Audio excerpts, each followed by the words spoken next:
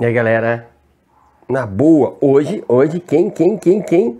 Este meu amigo me acompanha há muito tempo, né? Óbvio, eu li mais de uma vez, mas é emocionante sempre. Agora, lendo novamente e lendo o livro que eu dei para o meu filho, ele leu também, eu fui às lágrimas várias vezes, como sempre. Mas quanto mais adulto a gente vai ficando, mais reflexões sobre a obra lida. Para quem não conhece, é um livro extremamente emocionante, né? Escrito por José Mauro de Vasconcelos, conta a história do Zezé. Zezé é um gurizinho de 5 para 6 anos, eu acho com altas habilidades, né? Eu imagino que ele é um superdotado, porque ele aprende a ler sozinho, do nada, ninguém ensina, não tem material didático, ele simplesmente lê. Apresenta assim a história, ele lê. Então, ele muito curioso, ele adora palavras novas, ele é super ativo, super saudável, tudo de bom que uma criança possa ter. Ele é assim super agitado. Ele é o cara, né?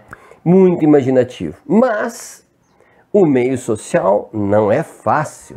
Ele nasceu e se desenvolveu numa família de pessoas muito pobres. O pai desempregado, a família passando dificuldades, né? Quase fome.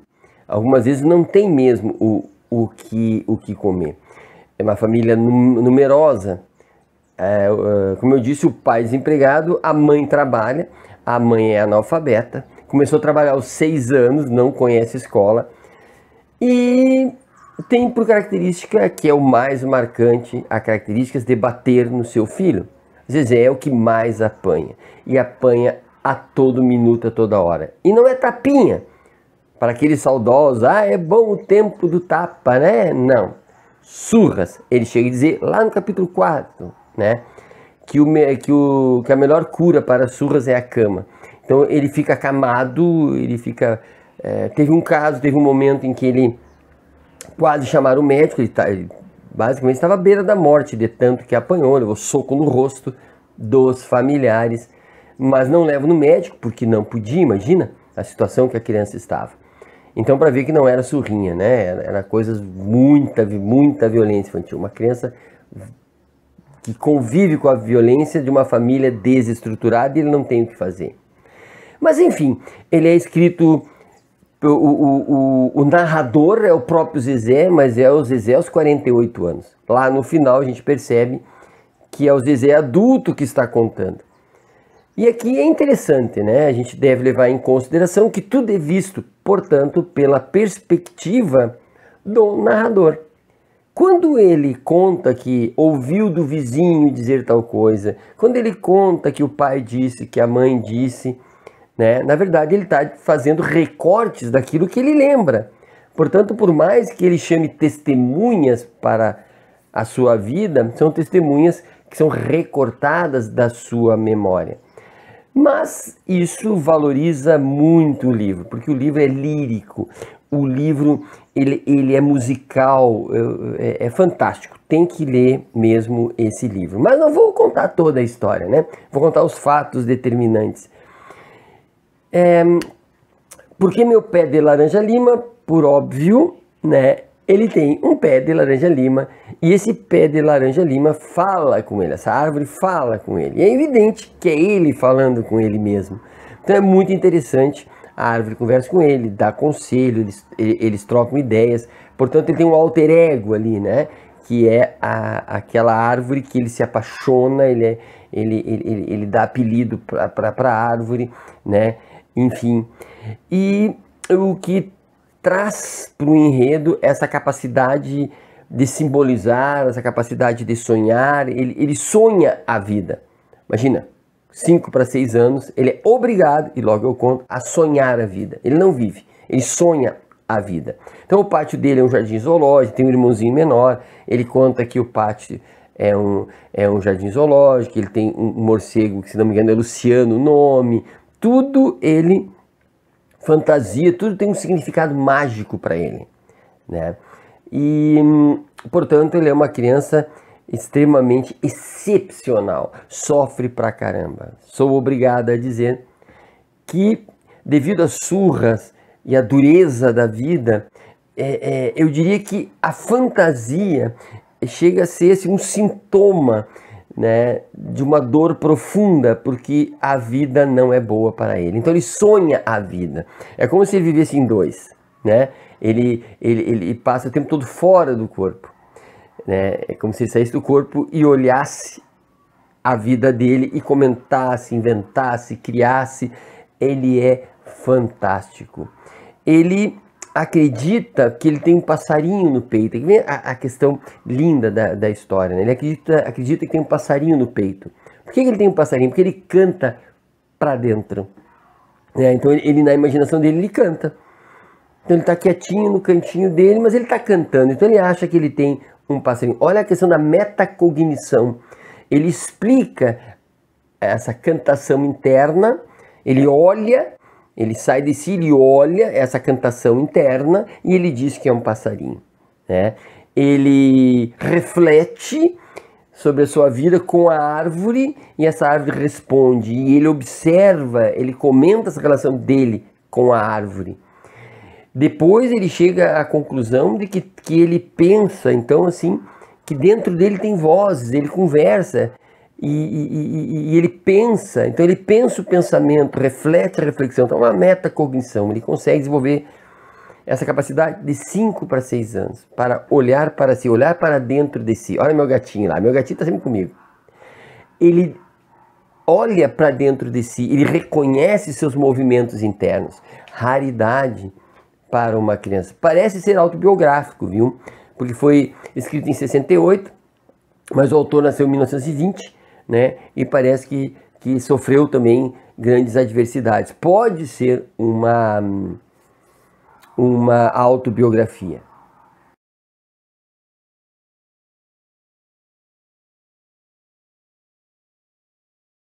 Tem determinados movimentos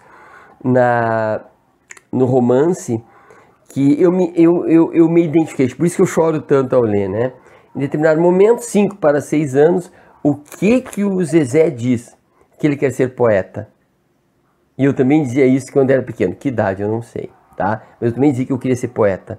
Então, ele queria ser poeta e ele queria uma roupinha que tivesse uma gravata com laço de fita, porque para ele esse era a vestimenta adequada para um poeta.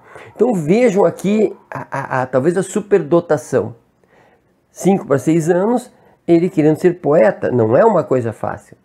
E junto a isso, ele é uma criança extremamente curiosa por palavras novas, palavras diferentes. Ele é um dicionário, né? E ele procura nos adultos palavras novas. E não perdoa, ele está sempre perguntando. Tem uma crítica social muito forte, muito forte. Uma leitura que aparece bem forte de crítica social é com o advento do Natal. Aqui, para mim, é o ponto alto, né, da crítica, porque ele começa a refletir, olhem a reflexão que ele faz. Ele pensa assim, todos ganham presentes, menos ele. Mas quem são esses todos? Ele olha, todos são aqueles que são ricos, na cabeça dele. Todos que ganham presente são ricos. E ele junta isso a ideia de que Papai Noel só traz presente para as pessoas boas. Que Jesus nasce para as pessoas boas. Por consequência, imaginem, 5 para 6 anos, por consequência, só são bons os ricos. Porque eles ganham presentes. Então, Jesus nasce para os ricos. E o Papai Noel só traz presente para os ricos. Então, eles são bons, eles são preferíveis. Então, ele não tem uma relação boa com o Natal. Porque o Natal não foi feito para ele. E ele chega à conclusão que se Jesus nasce para os ricos e bons, para ele nasce o menino diabo. Mas por que ele chega a essa conclusão? Porque no seu entorno chamam ele de diabólico, de mau, gato russo de mau pelo, xingam ele o tempo todo. O entorno dele, além dele apanhar, os apontamentos externos dele pintam ele, descrevem ele como um sujeito do mal e ele se reconhece como tal. Mas ao mesmo tempo, ele consegue, ao dizer que é o diabo que faz isso, ele consegue de certa forma se preservar. Ou seja, não é bem eu, né? Tem um outro elemento, um diabo que fica me atossicando. De repente eu não sou tão mal assim, porque tem o diabo que faz eu fazer aquilo que eu faço.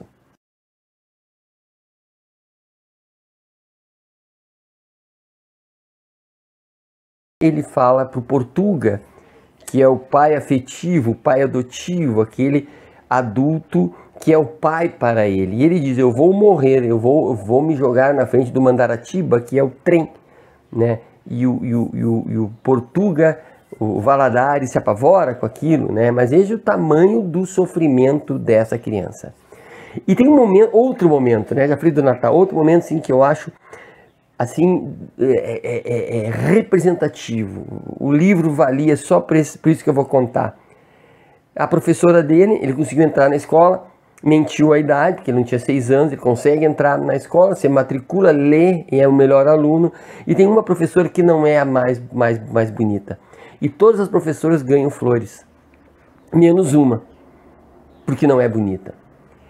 E o copinho onde ficam as flores sempre vazio. E ele então traz flores para essa professora, porque ela não é a preferida, logo ele vai lá acolhê-la. E ele acolhe essa professora trazendo flores. E aí meu coração doeu. Ela descobre que essas flores são furtadas.